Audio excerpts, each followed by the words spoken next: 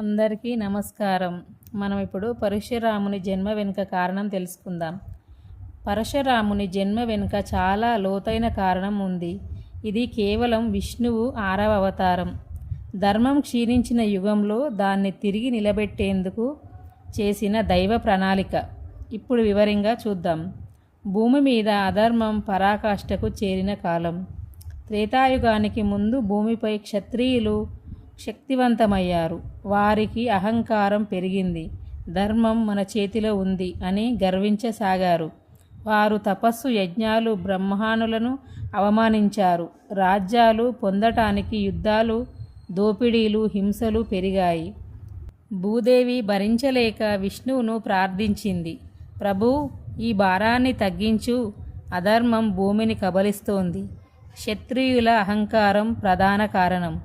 అప్పుడు కార్యవీర్య అర్జునుడు అనే మహారాజు ఉన్నాడు. అతనికి 1000 చేతులు, అద్భుతమైన శక్తి శివుని అనుగ్రహంతో లభించింది. కానీ కాలక్రమేణా అతనికి అహంకారం పెరిగింది. ఒకరోజు ఆయన జమదగ్ని మహర్షి ఆశ్రమంకి వచ్చాడు. మహర్షి అతనికి కామధేనువుతో విందు చేశాడు. కామధేనువు మహర్షి కోసం పవిత్రమైన ఆవు. కానీ రాజు దానిని బలవంతంగా తీసుకుపోయాడు. అది ధర్మానికి ఎదురుదెబ్బ.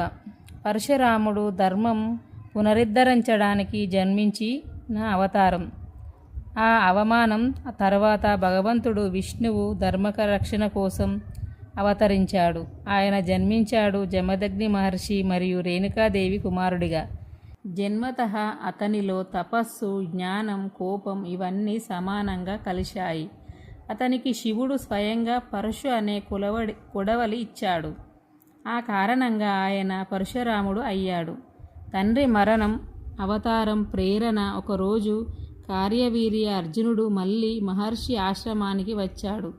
జమదగ్ని మహర్షి అతనికి తిరిగి ఆవు ఇవ్వలేకపోయాడు. కోపంతో రాజు మహర్షిని హతమార్చాడు. పరశురాముడు ఆ వార్త విని తన తండ్రి మరణానికి ప్రతీకారం తీర్చుకోవాలని ప్రతిజ్ఞ చేశాడు. ధర్మాన్ని తొక్కిన క్షత్రియులను భూమిపై ఉండనివ్వను. అతను ఒక్కసారి కాదు, 21 సార్లు భూమిని క్షత్రియుల రక్తంతో శుద్ధి చేశాడు. ఇది తండ్రి కోసం మాత్రమే కాదు, ధర్మం పునరుద్ధరించడానికి చేసిన యజ్ఞం. పరశురాముని జన్మ 2 లక్ష్యాల కోసం జరిగింది. 1వది అహంకారానికి శిక్ష ఇవ్వడం. 2వది ధర్మానికి రక్షణ కల్పించడం. విష్ణువు ఈసారి కరుణతో కాదు, కోపంతో అవతరించాడు. కానీ ఆ కోపం కూడా ధర్మం కోసం, వ్యక్తిగత ద్వేషం కానే కాదు.